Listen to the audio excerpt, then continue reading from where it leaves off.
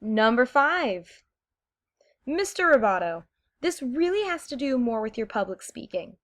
So when we give presentations, there's a lot of anxiety and nerves and fear that come up when we get up in front of an audience that a lot of times people end up freezing, or everything they know about having just a basic relaxed conversation just goes out the window.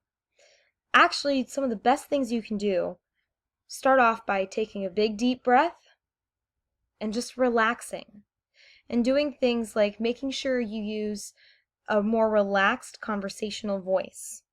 People learn better from a conversational tone than when you try to put in all these fancy words and you try to talk down to people and you try to act more formal than you normally are. Now, that being said, we want to make sure we put our best foot forward in presentations, but that doesn't mean that we have to act like a complete robot when we're presenting. You also want to personalize it.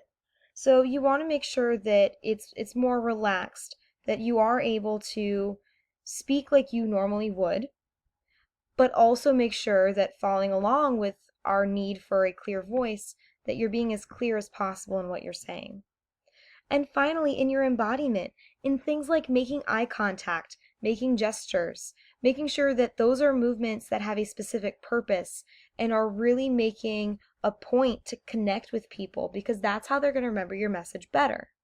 When you don't do these things, it becomes a boring presentation, or worse yet, one where we know you're really nervous and we don't know how to help you other than try to make that eye contact with you, which can sometimes snowball into some horrible, horrific thing of thinking that we're staring and things are weird and they're really not. So deep breath and follow your normal public speaking like you would. Number 4, extra stuff. Okay, so there's a lot of cool things out on the internet. A lot. Like, I found a dancing DJ cat, and a Dabasaur who's so super cute, he just dabs all the time, and Leroy Jenkins from World of Warcraft way back when. They're all really awesome things that I would love to include in my presentation, and way more. But we want to make sure what we include in the presentations are things that are relevant, they're coherent. So the coherence principle just basically says, if it isn't relevant, get rid of it. We don't need it. So even if you think that hot rod would look so cool as a background, you have to keep in mind, is it really relevant to your presentation on Shakespeare? And you still have to keep in mind, will we even be able to read your information if you have your Mustang on your background or whatever car you would choose? So for the coherence principle, you have to clean things up.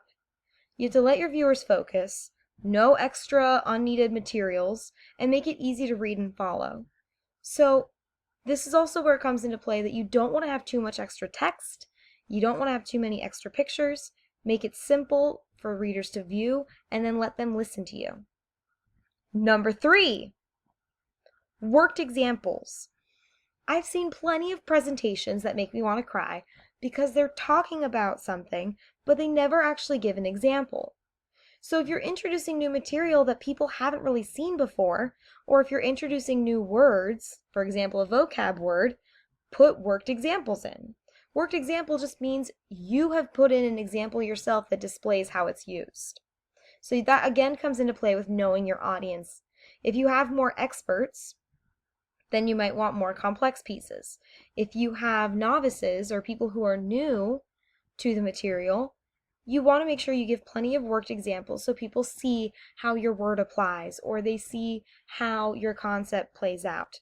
So you want to make sure that you have explained it well so that we're not left with questions on how do we implement whatever you just talked about. Number 2, interaction. As you can see in our graphic, when you have a presentation where someone's just talking the whole time, maybe like this video, it can be really easy to tune out. I am sure some of you, by this point, have tuned out at least at some point, or have flipped over to a new tab while you're still listening to this. One way that you can stop that in person is through interaction. So we want to avoid having presentations where you're just talking the entire time. Some ways you can do this to build up your interest in your presentation include having your participants generate drawings, or maybe sketches, or maybe writing pieces, but work on creating things that really add to your presentation and give them a way to participate. You can also ask them for self-explanations. So at the end of your presentation or at different parts after you've talked about new topics, you can ask your viewers for their input. You can ask them to explain, okay, so I just talked a lot about this person. What's one way that you've seen their invention has had an impact on things? And engage them and have them talk.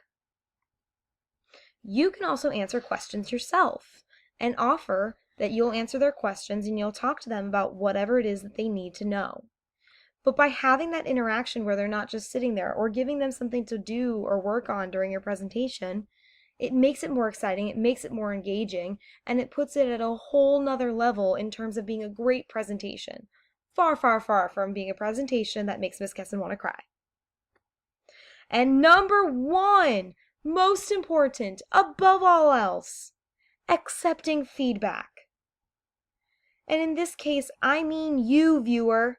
I mean you when you are giving your presentations. A lot of times at the end of our presentations, we'll talk about what are things we could have done better? What are things that were done well? I'll usually have you reflect on it personally. I will give you feedback on it. The best thing you can do is accept the feedback. That's the best way you will learn to improve your presentation style. The best way that you will learn what you need to do to make sure that you take your presentations to the next level, to take your public speaking to the next level, to take your graphic design to the next level. As Bill Gates said, we all need people who will give us feedback. That's how we improve. If you want to improve and be the best you can be, feedback is the way to go.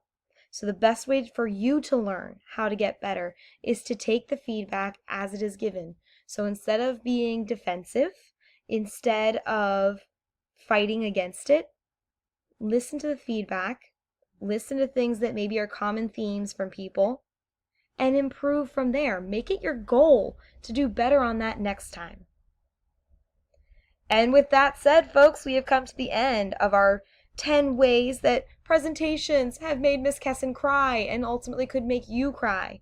But more importantly, we come to the end of 10 ways that you can make sure your presentation is solid and that it gets you that A that your hard work deserves. If you have any questions, let me know. Otherwise, I will see you soon in class. Bye, guys.